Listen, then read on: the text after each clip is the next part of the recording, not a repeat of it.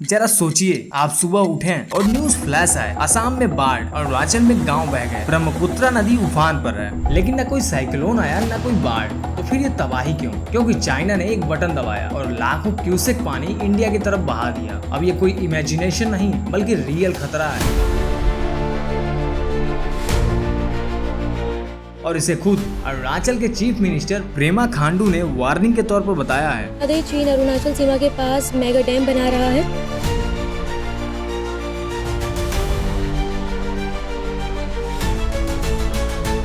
उन्होंने इसे ticking water bomb कहा है, यानी कि एक ऐसा बॉम्ब जो कभी भी एक्सप्लोड हो सकता है। इसमें ना कोई आवाज होगी ना कोई ब्लास्ट, लेकिन डिस्ट्रक्शन उतना ही होगा जितना बॉम्ब से होता है। और सबसे खतरनाक बात यह है कि इस बॉम्ब का रिमोट चाइना के पास है। दरअसल चाइना तिब्बत में बना रहा है world's largest hydro electric dam Medog hydro power station. ये डैम यारलंग सैंगपो नदी पर बन रहा है, जो कि इंडिया में ब्रह्मपुत्रा के नाम से जानी जाती है। ब्रह्मपुत्रा जो कि नॉर्थ ईस्ट इंडिया की लाइफलाइन है, अब खुद डेंजर में। चाइना इस डैम से 60,000 मेगावाट इलेक्ट्रिसिटी जनरेट करेगा। ये डैम एक स्ट्रेटेजिक वेपन भी है, एक ऐसा इनविजिबल हथियार जो बिना गोली चलाए ही दुश्मन को डुबा सकता है। सीएम खांडू का कहना है, अगर चाइना अचानक पानी छोड़ता है तो सियांग बेल्ट और असम के बड़े हिस्से तबाह हो सकते हैं। आदि ट्राइब्स की लाइफ, फार्मिंग, कल्चर सब कुछ रिस्क में आ जाएगा। पेमा खांडू ने ये बात साफ कही है, ये डैम हमारे लिए एग्जिस्टेंस का खतरा है। और डर की सबसे बड़ी वजह यह है कि चाइना किसी भी इंटरनेशनल वाटर ट्रेड सिस्टम का हिस्सा नहीं है। मतलब उसे ये बताने की जरूरत नहीं है कि वो कब कितना पानी रोकेगा और कब कितना पानी छोड़ेगा। इंडिया को कोई डाटा नहीं मिलेगा, कोई अलर्ट नहीं मिलेगा, बस होगी तो केवल तबाही। अगर आप सोच रहे हैं कि भाई ऐसा हो ही नहीं सकता, तो जरा याद कीजिए गलवान इंसिडेंट। चाइना की यही स्ट्रेटेजी है, पहले जमीन पर कब्जा करो फिर पानी पर कंट्रोल करो। और इस बार उनका टारगेट हमारी नदियां हैं, सैनिक नहीं। ये डैम बन रहा है नामचा बरवा के पास, जहाँ से यारलंग सैंगपो अचानक मोड़ लेती है और इंडिया में एंटर करती है। यानी कि जैसे ही पानी छोड़ा जाएगा उसका सीधा असर अरुणाचल और असम पर पड़ेगा। और ये कोई छोटा डैम नहीं है, ये 3 जॉर्ज डैम से 3 गुना बड़ा है, जो कि अभी दुनिया का सबसे बड़ा डैम है। इसकी कैपेसिटी इतनी है कि एक साथ ये पूरे नॉर्थ इंडिया को डुबा सकता है। सैटेलाइट इमेज के अनुसार 2025 के मिड तक इस प्रोजेक्ट पर प्री कंस्ट्रक्शन एक्टिविटीज शुरू हो चुकी हैं। लेकिन चाइना इस पर कोई ऑफिशियल जानकारी नहीं दे रहा है, ना तो यूएन को ना ही नेबरिंग कंट्रीज को। एकदम साइलेंटली बॉर्डर के पास वाटर बॉम्ब तैयार कर रहा है। अब जरा सोचिए इंडिया क्या कर रहा है इस खतरे से निपटने के लिए।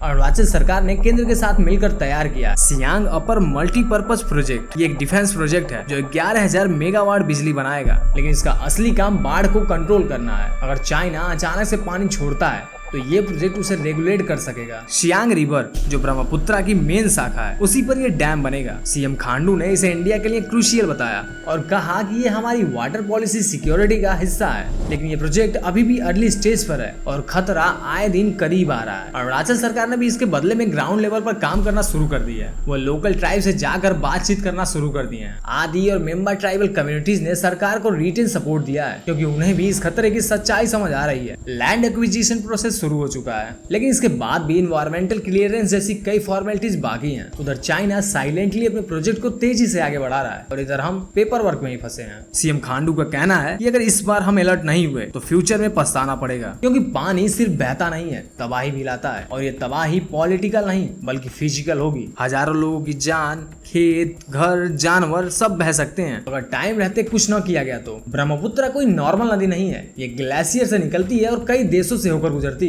इंडिया और बांग्लादेश के लिए ये नदी एक मेजर सोर्स है, लेकिन चाइना इसके अपर कैचमेंट पर कंट्रोल करता है। इसका मतलब ये है कि वो चाहे तो पानी रोक सकता है या फिर चाहे तो छोड़ सकता है। 2017 में एक बार ऐसा हुआ था जब अरुणाचल में अचानक से बाढ़ आ गई। तब भी चाइना ने कोई प्रायर इन्फॉर्मेशन नहीं दी थी, और अब तो वो खुद एक मेगा डैम बना रहा है। इमेजिन करिए, अगर इतना बड़ा डैम फेल हो गया या फिर चाइना ने स्ट्रेटेजी से फ्लड गेट्स खोल दिए तो क्या होगा? ये एक नेचुरल डिजास्टर नहीं, एक जियोपॉलिटिकल डिजास्टर होगा, एक water war. In a shocking escalation of tensions, India and China are reportedly preparing for what some analysts are calling the first water war of the 21st century.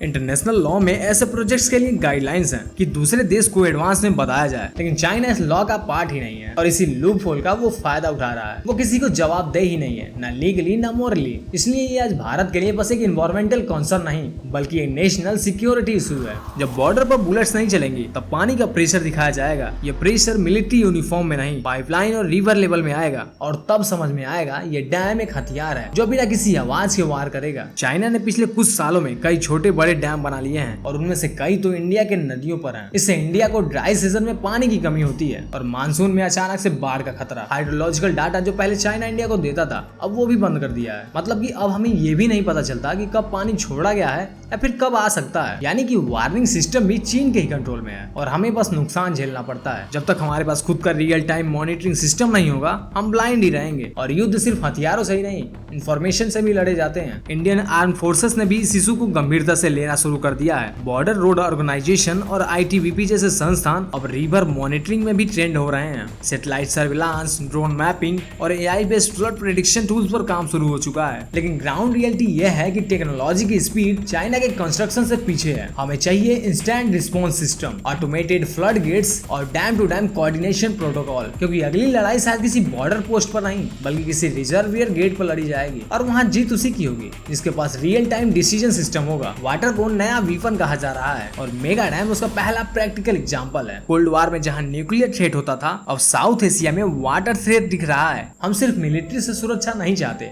हमें जल से भी रक्षा चाहिए। India के अब हर north east राज्य को prepare रहना होगा। इमरजेंसी रिस्पांस टीम बनानी होगी। स्कूल्स, हॉस्पिटल्स, गांव सबको अलर्ट सिस्टम से जोड़ा जाना होगा। डैम टूटे या फिर फ्लड गेट्स खुले, हर सेकेंड मैटर करेगा और इस बार एनिमी मिसाइल से नहीं बल्कि नदी से आएगा। असम में तो कई विलेजेस ऐसे हैं जो ब्रह्मपुत्र के किनारे पे ही हैं और पहले भी इरोजन से उजड़ चुके हैं। अब मेगा डैम से खतरा और भी बढ़ गया है क्योंकि चीन ने अगर एक बार भी पानी छोड़ा तो सबसे पहले असम ही डूबेगा। काजीरंगा जैसे नेशनल पार्क तक को भी खतरा होगा क्योंकि ये सारे फ्लड्स प्लेन्स में आते हैं। वाइल्ड लाइफ, फार्मिंग, घर, लोग कोई नहीं बचेगा अगर सिस्टम रेडी नहीं रहा। आज अगर हम तैयारी करेंगे तो कल जाके हमारी जानें बचेंगे। एक वार्निंग सायरन की कीमत एक जिंदगी जितनी होती है और अभी नॉर्थ ईस्ट को उस सायरन की बहुत ज्यादा जरूरत है। इंडिया को अब सिर्फ रिएक्ट नहीं बल्कि प्रिम्प्ट करना होगा। हमें पता लगाना होगा कि मेगा डैम कब तक रेडी होगा, उसमें कितना पानी जमा हो रहा है, उसकी स्ट्रक्चर कैसी है। इसके लिए सैटेलाइट, रडार और ड्रोन सिस्टम और तेज करने होंगे। चाइना जिस लेवल पर डैम बना रहा है हमें उस लेवल पर इंटेलिजेंस चाहिए, वरना हम सिर्फ स्पीच देंगे और चाइना क्वाइटली बटन दबा देगा। अब डिप्लोमेसी की नहीं डाटा की जरूरत है और वो रियल टाइम होना चाहिए क्योंकि वार्निंग के बिना बाढ़ सिर्फ हादसा नहीं हत्या बन जाता है। सिर्फ नॉर्थ ईस्ट ही नहीं बांग्लादेश को भी इस डैम से खतरा है, लेकिन चाइना किसी से बात नहीं करता। साउथ एशिया में कोई वाटर शेयरिंग ट्रीटी नहीं है और यही सबसे बड़ी कमजोरी है। इंडिया को रीजनल लेवल पर एक्शन लेना होगा। बांग्लादेश, नेपाल, भूटान सबको साथ लाना होगा। एक ज्वाइंट वाटर कमीशन होनी चाहिए जो चाइना को प्रेशर में डाले। यूएन में भी ये मुद्दा उठना चाहिए क्योंकि ये सिर्फ नेशनल नहीं बल्कि रीजनल थ्रेट है। जब तक प्रेशर इंटरनेशनल नहीं होगा चाइना सुनने वाला नहीं है और तब तक पानी पॉलिटिक्स का हिस्सा बना रहेगा। अब बात सिर्फ पॉलिटिक्स या प्लानिंग की नहीं, लोगों की भी है। लोकल पॉपुलेशन को भी एजुकेट करना होगा ताकि उन्हें पता चल सके कि इमरजेंसी में करना क्या है। स्कूल्स में फ्लड ड्रिल्स करवानी होगी। पंचायतों को डिजास्टर किट्स देनी होगी। जो गांव नदियों के पास हैं उन्हें रिलोकेट भी किया जा सकता है। ये सब टेम्परेरी लगेगा लेकिन एक दिन सबकी जान बच जाएगी। गवर्नमेंट अकेली कुछ नहीं कर सकती जब तक लोग अवेयर ना हो, क्योंकि पानी सबको डुबाता है, रिच, पुअर, प्रिपेयर्ड और अनअवेयर। आज जो मेगा डैम बन रहा है वो सिर्फ चीन का इंटरनल प्रोजेक्ट नहीं है, ये साउथ एशिया की पीस पर सीधा हमला है। हमने हमेशा से सोचा कि लड़ाई मिसाइल से होगी, लेकिन अब लड़ाई पानी से होने वाली है। चाइना साइलेंटली अपनी वाटर आर्मी खड़ा कर चुका है। डैम उसकी तोप है और नदियां उसकी बुलेट्स। अगर इंडिया अब भी नहीं जागा तो कल को सिर्फ रेस्क्यू बोटें चलेंगी, लेकिन घर, खेत और कल्चर बह जा चुके होंगे। हम ये लड़ाई स्ट्रेटेजी से लड़नी है, न लाउड स्लोगन से, न सिर्फ डिप्लोमेसी से। ग्राउंड पर काम करना होगा। डैम बनाएं, सिस्टम बनाएं और लोगों को तैयार करें, क्योंकि खतरा डिक्लेरेशन से नहीं एक्शन से आता है और चाइना एक्शन में है। अगर किसी को लगता है कि ये सब एग्जीक्यूशन है तो उसे 2020 का फ्लैशबैक देखना चाहिए। गलवान वैली में जब सैनिकों के हाथों में हथियार नहीं थे तब पत्थरों से हमला हुआ था। चाइना अनप्रेडिक्टेबल है और मेगा डैम उसका अगला अनप्रेडिक्टेबल वेपन बन सकता है। ये सिर्फ वार्निंग नहीं बल्कि एक टिकिंग क्लॉक है जो हर दिन खतरे के करीब ला रही है। इंडिया को हर लेवल पर तैयारी करनी होगी, मिलिट्री, सिविल और इमोशनल भी, क्योंकि अगर बाढ़ आई तो वो जमीन ही नहीं बहाएगी, वो भरोसा भी बहा ले जाएगी। और जब ट्रस्ट टूटता है तब डिप्लोमेसी भी इर्रिलेवेंट हो जाती है। अब वक्त है नेशनल मीडिया भी इस टॉपिक को स्पेस दे।